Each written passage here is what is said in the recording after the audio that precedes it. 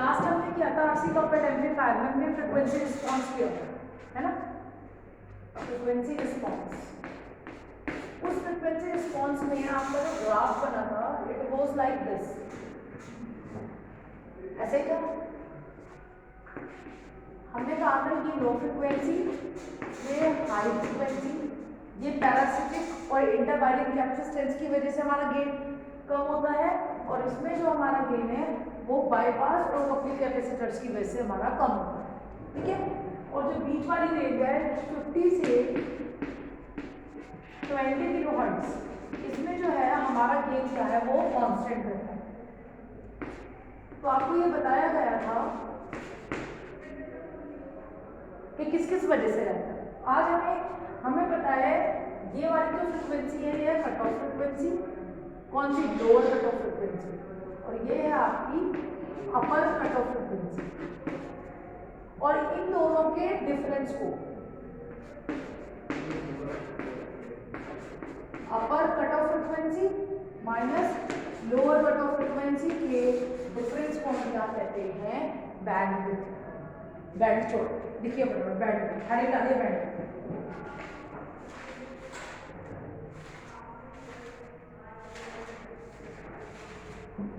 देखो RC coupled amplifier की,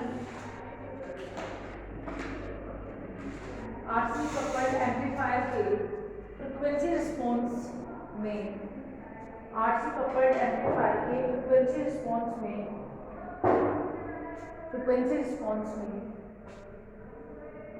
only mid frequency range में, only mid frequency range, range कौन सी है 50 हर्ट्ज से 20 kilo hertz, mid frequency range में ही गेन कांस्टेंट रहता है, गेन कांस्टेंट रहता है। सेकेंड पॉइंट देखिए, लो फ्रीक्वेंसी और हाई फ्रीक्वेंसी में, लो फ्रीक्वेंसी और हाई फ्रीक्वेंसी में गेन कम हो जाता है, गेन कम हो जाता है। इसीलिए हमें फ्रीक्वेंसी रिस्पॉन्स की, वो फ्रीक्वेंसी रिस्पॉन्स की वो फ्रीक्वेंसी रेंज, उस फ्रीक्वेंसी रेंज की जरूरत होती है जहां पर एम्पलीफायर का गेन मैक्सिमम हो, मैक्सिमम और कांस्टेंट, ठीक है, मैक्सिमम और कांस्टेंट हो, गेन जहां पर गेन मैक्सिमम और कांस्टेंट हो।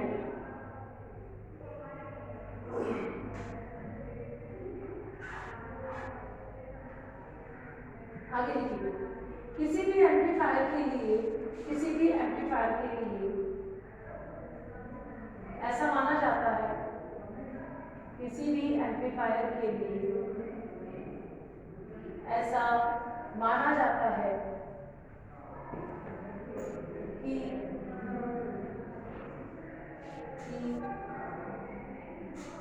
यदि गेन मैक्सिमम गेन का, मैक्सिमम गेन का कम से कम 70% हो, मैक्सिमम गेन कितना था ए, और हम क्या कह रहे हैं टोटल ये गेन तो मिलेगा नहीं, हम क्या कहते हैं 70% भी कम से कम मिल रहा है, मतलब 70% हो ए, 70% हो ए, 70% का मतलब क्या होगा 0.7, ऐसे तो होगा, गेन का 70% हो तो वो गेन अच्छा माना जाता है और वो एम्पलीफायर अच्छा माना जाता है। मतलब आपको कई सारे एम्पलीफायर्स दिए हैं एक में कहा है कि एक में गेन मैक्सिमम गेन का 50% मिल रहा है, एक में बोला 60% मिल रहा है, एक में बोला 70% मिल रहा है और एक में बोला 75 मिल रहा है। तो आप ये कहोगे कि कौन इसमें कौन सा अच्छा है? तो जो 70 वाला है वो भी अच्छा है, 75 वाला भी अच्छा है। अगर कोई अच्छा एम्पलीफायर है तो जहाँ पे गेन 70% से ऊपर ऊपर होता है, ठीक है, वो गेन हम अच्छा हो। समझ आ गई मेरी बात?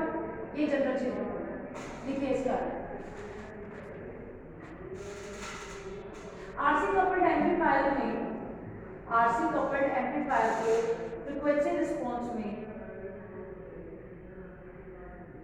फ्रीक्वेंसी रिस्पांस में कहाँ पे मैक्सिमम गेन है? गेन सबसे ज्यादा कहाँ पे दिखाई दिया? मिड फ्रीक्वेंसी में, 50 से 20 किलोहर्ट्ज।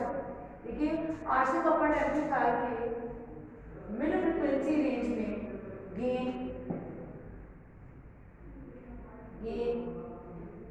अपने मैक्सिमम गेन का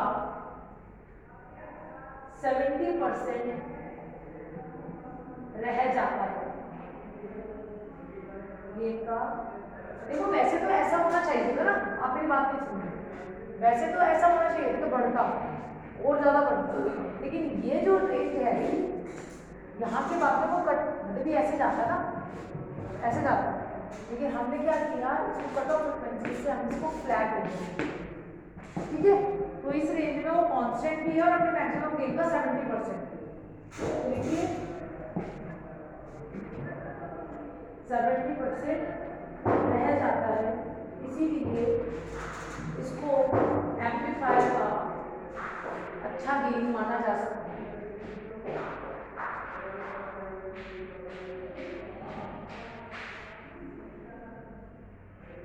और जिन फ्रीक्वेंसीज पर, जिन लो और हाई फ्रीक्वेंसीज पर, जिन लो और हाई फ्रीक्वेंसीज पर यह गेन मिलना शुरू होता है या मिलता है, शुरू होता नहीं मिलता है, यह गेन मिलता है, उसे कट ऑफ, सॉरी उन फ्रीक्वेंसीज को कट ऑफ फ्रीक्वेंसीज कहते हैं, उन फ्रीक्वेंसीज को कट ऑफ फ्रीक्वेंसीज कहते हैं। तो लो फ्रीक्वेंसी क्या हो गई? FLC, लो कट ऑफ फ्रीक्वेंसी, और इधर हाई कट ऑफ फ्रीक्वेंसी या अपर कट ऑफ फ्रीक्वेंसी, जिनको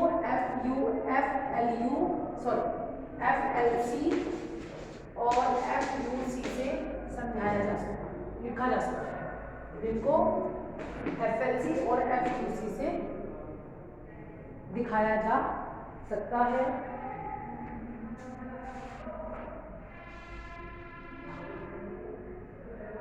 नेक्स्ट पॉइंट लिखिए, इट मीन्स इन फ्रीक्वेंसीज पर,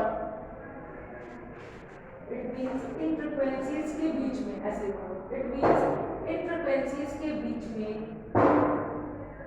एम्पलीफायर का गेन मैक्सिमम होगा। मैक्सिमम मतलब कितना होगा? 70%,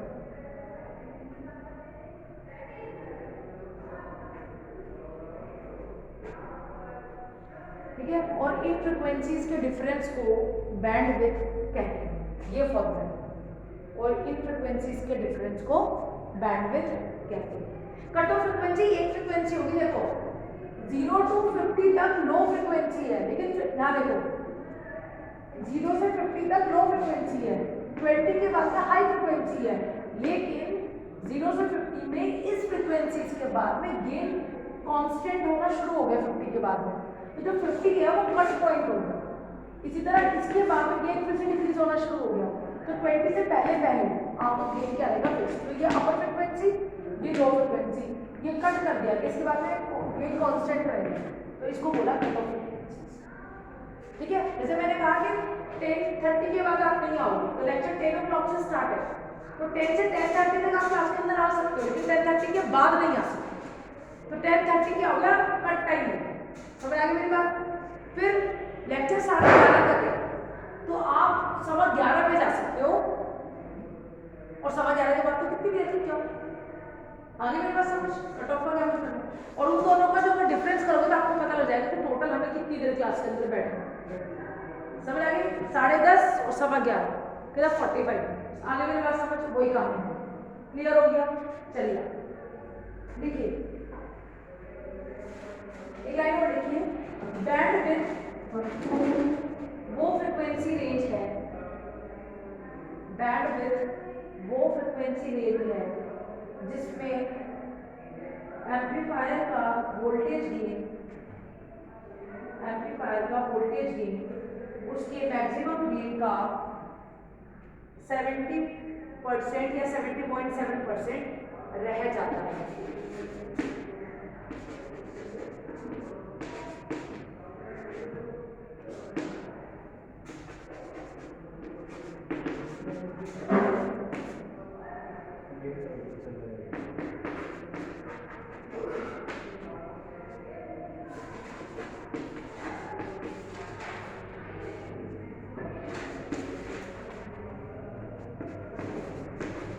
अभी समझा दूंगा।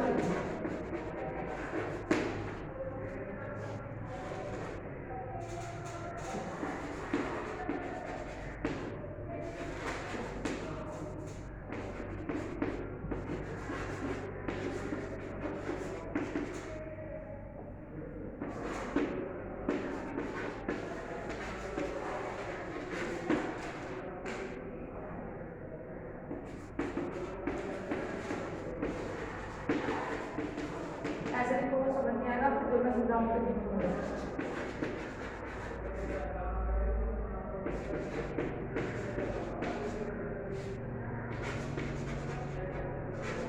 देखना इतना आ रहा है। हाँ अभी नीचे और आ जाएगा।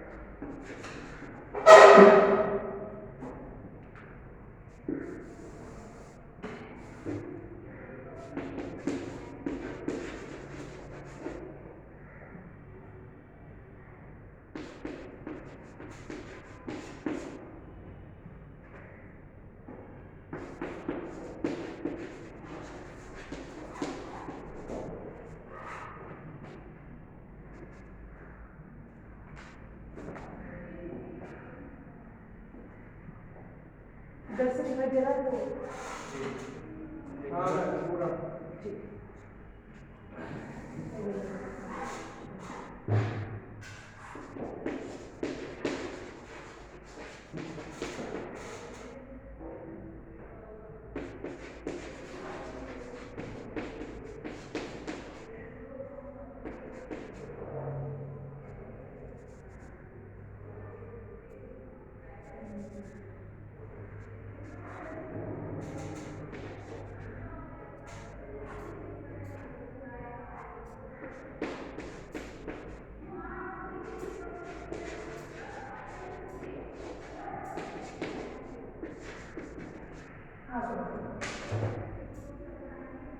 अब देखो मैंने क्या किया इसके अंदर यहाँ से देखिए ठीक है। वो गाने का मैं गाना जो मैं गाने थी यानी मैक्सिमम गेन कितना हो सकता है? ए। मैक्सिमम गेन कितना हो सकता है? ए। और कौन सा गेन अच्छा माना जाता है? जो अपनी मैक्सिमम गेन का 70% हो जाए। तो 70 का मैक्सिमम गेन का अगर कोई वैल्यू 1 है तो उसका 70 क्या हो जाएगा? 0.707 जो भी इसमें आया 0.7 तो रहेगा ही रहेगा। ठीक है, तो मैंने माना है कि मैंने लिखा है जो गेन था मैक्सिमम गेन आपको कहाँ पे मिल रहा था? मिड फ्रिक्वेंसीज में मिल रहा था, बीच में मिल रहा था। तो मैंने गेन को नाम दे दिया ए मिड। ये मिड का मतलब है मिडल में जो गेन मैक्सिमम गेन। तो आपने लिखा है माना मैक्सिमम वोल्टेज गेन, क्या माना? ए मिड। मैक्सिमम गेन हमें ए मिड पे मिल रहा है। ये ब्रैकेट में लिखा है मिड फ्रिक्वेंसीज में। मिड फ्रिक्वेंसीज में मैक्सिमम वोल्टेज गेन आपको कहाँ मिल रहा है? मिड फ्रिक्वेंसीज में, और उसकी वैल्यू हमने लिख दी ए मिड। ठीक है, voltage gain in decibel. Decibel में जब भी मैंने एक वीडियो डाल रखी है, सेकंड या थर्ड वीडियो है वो, जब भी कोई गेन हम कैलकुलेट करते हैं तो नैपर्स में करते हैं या डेसिबल्स में करते हैं। तो डेसिबल्स में करने के लिए उस गेन को 20 लोग से मल्टीप्लाई कर दिया जाता है। सेकंड वीडियो देख लेना, सेकंड इज वन गेन के नाम से multiply. Voltage gain in decibels, तो आपने किस गेन किया? आगे खाली 20 लोग से मल्टीप्लाई कर दिया। ऐसा तो गेन पता नहीं, 2 गेन है 3 गेन ऐसे नहीं पता लगता। अब हम किस डेसिबल से बोल रहे हैं? क्या डेसिबल, आवाज की क्या डेसिबल से हमारे ज्यादा कम, तो डेसिबल्स में हमें नापना पड़ेगा। ठीक है, तो 20 लोग से आपने इस वाले गेन को मल्टीप्लाई कर दिया, फर्स्ट इक्वेशन। अब वो क्या कह रहा है? अब एक गेन हमें कहाँ से मिलेगा? गेन तो आपको जो मैक्सिमम गेन वो मिड फ्रिक्वेंसीज में मिल रहा है। मिड फ्रिक्वेंसीज में कैसे मिल रहा है? जब आपने कट ऑफ फ्रिक्वेंसीज को डिसाइड कर लिया, उसके बाद जो मिड का पार्ट रह जाएगा, तो वो हमें क्या करना पड़ेगा? कट ऑफ फ्रिक्वेंसीज पे गेन लेना। तो आप क्या कर रहे हैं? Voltage gain at cut off frequencies. ठीक है, कट ऑफ फ्रिक्वेंसीज पे तो गेन आपका सेम ही रहेगा ना। ये पॉइंट भी इसी लेवल पे है, ये पॉइंट भी इसी लेवल पे है, एफ एन एफ सी। तो कट ऑफ फ्रिक्वेंसीज पे जो गेन है वो कितना रह जाएगा? 70%। कट ऑफ फ्रिक्वेंसीज पे 70% है, तभी तो मिड फ्रिक्वेंसी में आपका गेन मैक्सिमम आ रहा है। ठीक है, तो voltage gain at cut off frequencies कितना रह गया? मिड गेन का 70%। ये जो पहली वैल्यू आपको दिखी है ऊपर ऐसे था, ये मिड वाला था, ये वाला।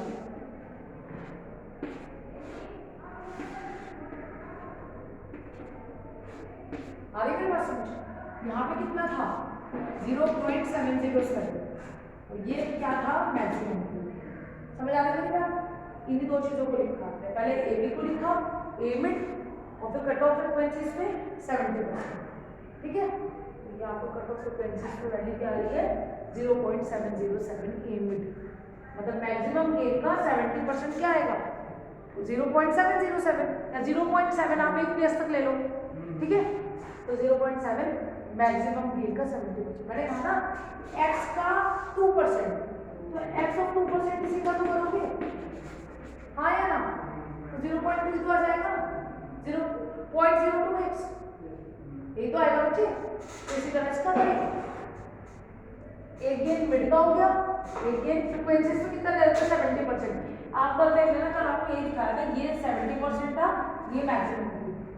ठीक है, तो ये आपका मिड फ्रिक्वेंसीज में है, मिड फ्रिक्वेंसीज में गेन ए मिड है, और कट ऑफ फ्रिक्वेंसीज पे वो 70% मिल जाता है। क्योंकि एग्जैक्टली आपको ये नहीं मिलेगा, आपको वैल्यू 70% कट ऑफ फ्रिक्वेंसीज पे भी एग्जैक्टली वैल्यू नहीं मिलेगी, क्योंकि आइडियल वैल्यू नहीं होती। इसलिए हमेशा कट ऑफ फ्रिक्वेंसीज से हम गेन डिसाइड करना शुरू करते हैं। समझ आई मेरी बात? तो आपका जो voltage gain at cut off frequencies कितना हो गया? 70% ऑफ ए। ठीक है, फिर इसको फिर डेसिबल्स में करना है, तो क्या करेंगे? 20 लोग से मल्टीप्लाई करेंगे। ये फर्स्ट इक्वेशन है, सेकंड इक्वेशन है। अब आप क्या करोगे? डिफरेंस निकालोगे वोल्टेज गेन का, कौन सी इक्वेशन का? फर्स्ट और सेकंड का, जो डिग्रीज में डेसिबल्स। आपने क्या किया? ये इक्वेशन बड़ी है, ए मिड है, ये केवल 70% है, इसलिए इसको माइनस कर दिया। तो आपने क्या किया? 20 लोग ए मिड माइनस 20 लोग 0.707 ए मिड, ये वाली। फिर आप 20 लोग को कॉमन ले लोगे, ए मिड माइनस है तो डिवाइड हो जाएगा, ए मिड से ए मिड कट जाएगा, 1/0.707। तो पॉइंट हटाओगे तो ऊपर 1000 आ जाएगा। उसे जब सॉल्व करोगे तो वैल्यू 1.414 आएगी, और ये 1.414 वैल्यू होती है √2। ठीक है, अब 10 को इस 10 लोग में से अगर आप इसका स्क्वायर कर देते हैं, ये ऐसे तो था ना 20 लोग, ऐसे था ना, मैंने इसमें से 10 मल्टीप्लाई बाई 2 ले लिया और 2 को मैंने यहाँ इसके ऊपर ले लिया, ठीक है। तो ये क्या हो जाएगा, अंडर रूट 2 का क्या हो जाएगा, स्क्वायर रूट 2 ही रह जाएगा, तो ये वाली होगी। और 10 log 2 की वैल्यू कितनी आ जाएगी, 3 डेसिबल। 10 log 2 की वैल्यू होती है 3 डेसिबल, यानी आपका गेन जो है वो 3 डेसिबल ही रह जाता है। लिखो इसे नोट कर लो, क्या बात नोट कर लेना, पहले आप लिख लो। एम्पलीफायर की बैंडविड्थ, एम्पलीफायर की बैंडविड्थ वह फ्रीक्वेंसी रेंज होती है जिसमें उसका वोल्टेज गेन मैक्सिमम गेन का केवल 3 डेसिबल, मैक्सिमम गेन से, ऐसे देखो, मैक्सिमम गेन से 3 डेसिबल कम हो जाता है। ये आपको तब समझ आएगा कि 3 डेसिबल क्यों ले रहे हो, जब आप कंट्रोल सिस्टम पढ़ेंगे। इसके अंदर जो डायग्राम ड्रॉ होते हैं वो डेसिबल्स में ही होते हैं, जो ग्राफ होते हैं, ठीक है। 3 डेसिबल कम हो जाता है। आगे लिखिएगा,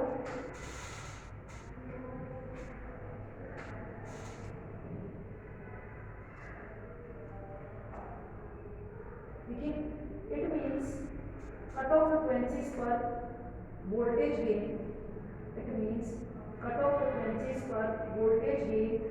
मैक्सिमम गेन का 1/√2 टाइम्स,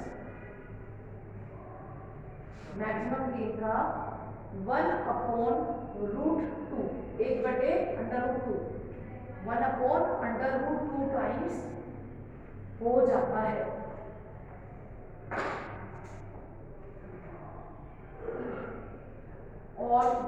और पावर गेन, नेक्स्ट पॉइंट, और पावर गेन क्या होता है, वोल्टेज गेन का स्क्वायर होता है, यही तो होता है। P क्या होता है, I स्क्वायर R, उसको रिप्लेस करोगे तो किससे बन जाएगा, पावर गेन वोल्टेज गेन आगे का स्क्वायर हो जाएगा ना, पावर गेन। तो अगर वो 1/√2 टाइम्स है और पावर, ये तो वोल्टेज गेन है और मुझे पावर गेन निकालना है, तो क्या वोल्टेज गेन कितना रह जाता है, अपने मैक्सिमम गेन का 1/√2 टाइम्स मैक्सिमम गेन का, ये तो क्या है √2, ठीक है। इस पे कट ऑफ फ्रीक्वेंसी। अब अगर मैं कहूँ कि पावर गेन क्या होता है, वोल्टेज गेन का स्क्वायर होता है। मैंने वो वीडियो डाल रखी है, 3rd या 4th वीडियो है, जब ये चैप्टर स्टार्ट करा देख लेना, इसलिए कह रही इसको देखना। तो ये क्या होगा, वोल्टेज गेन का स्क्वायर होगा, तो 1/√2 टाइम्स होगा, इसका स्क्वायर हो जाएगा, कितना रह जाएगा, यानी पावर गेन आधा हो जाएगा। इससे क्या फर्क पड़ेगा तो मैं बता दूंगा, लिखो। पावर गेन वोल्टेज गेन का स्क्वायर होता है, पावर गेन वोल्टेज गेन का स्क्वायर होता है, इसीलिए और इसको ऐसे लिखेगा, इसीलिए पावर गेन अपने मैक्सिमम गेन का आधा रह जाता है, आधा रह जाता है।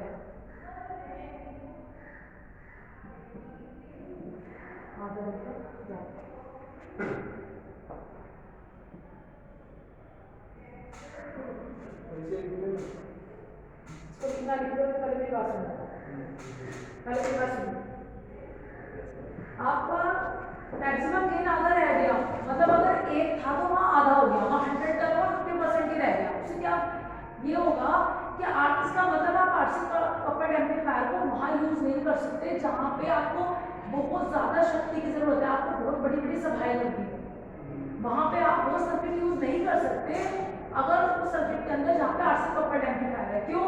क्योंकि जब अगर आप जितनी भी तेज बोलेगा तो वो इनपुट से जब आउटपुट पे जाएगा तो 50% ही रह जाएगा, आधी जनता को तो बात सुनाई देगी, आधी जनता को बात सुनाई नहीं देगी लाउडस्पीकर पे। समझ आ रही है बात? तो इसमें आप सुन लीजिए जरा, इसके गुण क्या है, पहले इसके गुण बता दें। RC कपल्ड एम्पलीफायर, एक तो इसका फ्रीक्वेंसी रिस्पॉन्स अच्छा है, ठीक है, और आपका जो वोल्टेज गेन है मिड फ्रीक्वेंसीज में कांस्टेंट गेन मिलता है, ठीक है। ये लाइन आप जैसे लिखते हो आप ऐसे लिखते हो, ठीक है। तो यानी आरसी कपल्ड एम्पलीफायर का जो फ्रीक्वेंसी रिस्पॉन्स है वो बहुत सिंपल है, इधर घटता हुआ और बीच में बढ़ा हुआ और कांस्टेंट। देखने में बड़ा अच्छा लग रहा है, फ्रीक्वेंसी रिस्पॉन्स कोई आसानी से समझ सकता है, ये तो गुड। उसके बाद ये बहुत सस्ता है क्योंकि इसमें आर और सी जैसे कंपोनेंट्स को यूज करके आप क्या बना रहे हो, अपना कपलिंग सर्किट बना। रजिस्टर और कैपेसिटर बहुत ज्यादा महंगे नहीं और रजिस्टर कैपेसिटर का साइज भी बहुत कम है, तो आपका जो पूरा सर्किट है उसका साइज भी क्या हो गया, कम हो गया। ये तो हो गया good। अब दोष क्या है, दोष ये है कि आप जब एक स्टेज को दूसरी स्टेज से जोड़ोगे तो वहां पे आपको कपलिंग कैपेसिटर जोड़ना पड़ेगा। अब कपलिंग कैपेसिटर लो फ्रीक्वेंसीज में काम ही नहीं करेगा, जो लो फ्रीक्वेंसीज में काम ही नहीं करेगा तो अगर हमें कोई सर्किट है वो लो फ्रीक्वेंसीज पे भी यूज करना पड़ सकता है और हाई फ्रीक्वेंसीज पे भी यूज करना पड़ता है। जरूरी थोड़ा ना कि अगर हमने एक चीज ली है वो एक ही फ्रीक्वेंसीज पे काम करेगी, ऐसा कोई डिसाइडेड स्पेसिफिकेशन शीट में लिखा नहीं होता। तो हमें क्या करना है, हम तो मल्टीपर्पज यूज के लिए इसको काम करें। तो कहने का मतलब ये हो गया कि वो जो आपका सर्किट है, ये सर्किट क्योंकि लो फ्रीक्वेंसीज पे काम नहीं कर पाएगा कपलिंग कैपेसिटर जो है, इसीलिए इसको हम ज्यादा यूज नहीं करेंगे। इसको ऑडियो रेंज में तो यूज कर लिया जाएगा, कपलिंग के लिए कैपेसिटर का यूज किया जाता है और कैपेसिटर्स का लो फ्रीक्वेंसीज पर जो रिएक्टेंस है वो बहुत ज्यादा होता है, इसलिए लो फ्रीक्वेंसीज पर इसका यूज नहीं किया जा सकता, ठीक है।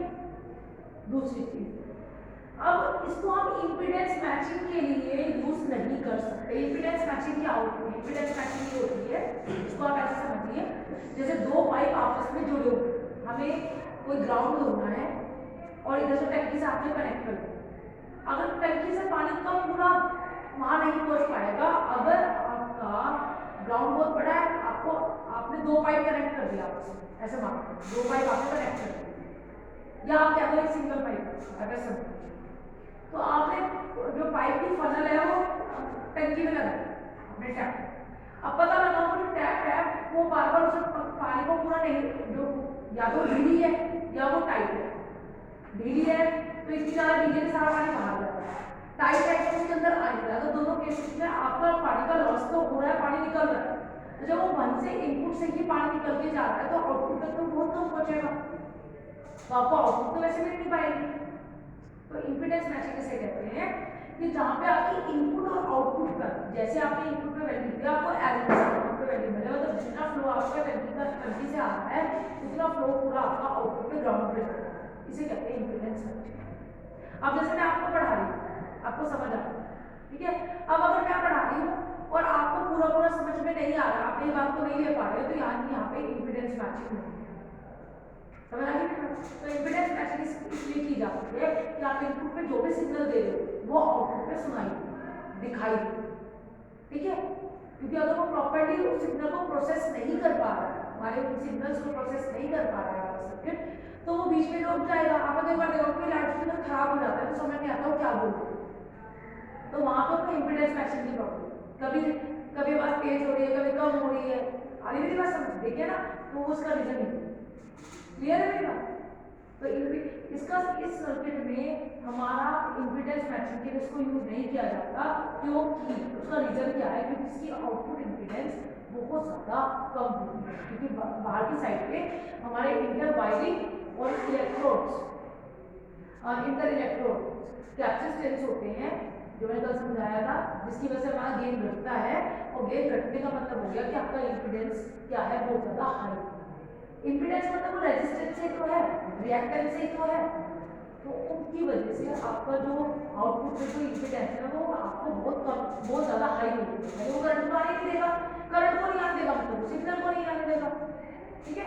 तो आपके आउटपुट पे, यानी कि अगर आपका लाउड स्पीकर लगा होगा तो आपके लाउड स्पीकर में अगर मैं पावर की बात करूँ, पावर कितनी आएगी, पावर वहां पे आधी रहेगी, मतलब जितना आगे बोल रहा है ना तो उससे भी आधी पावर आपको, जो लोग बिल्कुल पास में बैठे हैं उसके स्पीकर्स के, उनको तो समझ आएगा, लेकिन आप ऐसा कहो कि 1 किलोमीटर के दायरे में आवाज गूंज रही है अच्छे स्पीकर की, अगर इस तरीके का आरसी कपल्ड एम्पलीफायर यूज करके सर्किट बनाया होगा तो जो पावर रह जाएगी वो आधी रह जाएगी, तो वो आधे किलोमीटर में जाएगी, बाकी में गूंजेगा, खाली गूंज गूंज सुनाई देगी, कहीं पे कोई समझ नहीं या कोई लाउड स्पीकर नहीं, आई मेरी बात समझ।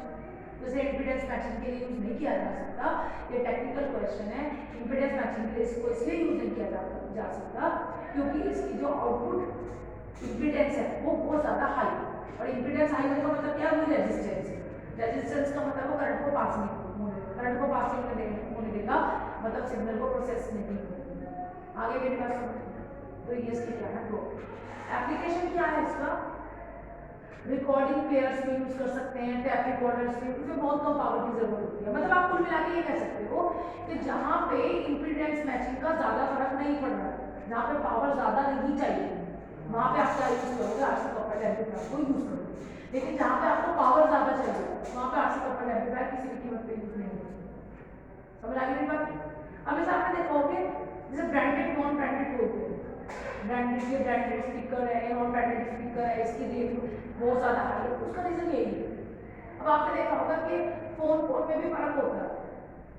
अब सैमसंग है, ये है, ठीक है, अब इसी जगह आप आईफोन ले लो, ठीक है, आप पुराने फ़ोन ले लो जैसे कार्बन का, लावा का, आप इनके फ़ोन ले लो, तो इसके अगर आप स्पीकर चलाओगे तो ज़्यादा आवाज़ करोगे तो आवाज़ फटफटनी शुरू हो जाएगी, तो वो उसका वही रीज़न है। आई मेरी बात समझ, वो रेंज से अगर बाहर काम तो करेगा लेकिन वो काम प्रॉपरली काम नहीं कर पाएगा, आप चीज़ों को समझें।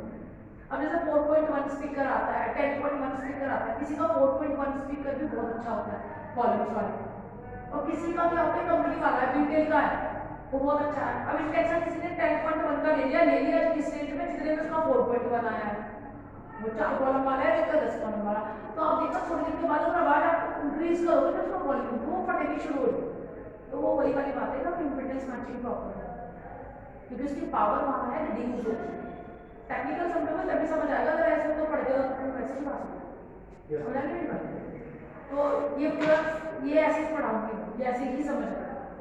फिर हम उसके बाद पढ़ेंगे पैरेलल रेजोनेंस जो है इसका इसकी। अब मैं ये बता रही हूँ जैसे इसमें आपके टीवी रिसीवर में ज़्यादा पावर की जरूरत नहीं होती क्योंकि वहाँ पर जो लिमिटेड लोग बैठते हैं, अब ऐसा तो आने के 100 लोग टीवी को बैठ के देखेंगे, फिर उसका साइज भी बड़ा हो जाएगा, तो उसी तरह से उसका स्पीकर की रेटिंग, ठीक है। तो इसके अंदर क्या है, टेप रिकॉर्डर में हो गया, पब्लिक एड्रेस सिस्टम में आप इसको यूज कर सकते हैं।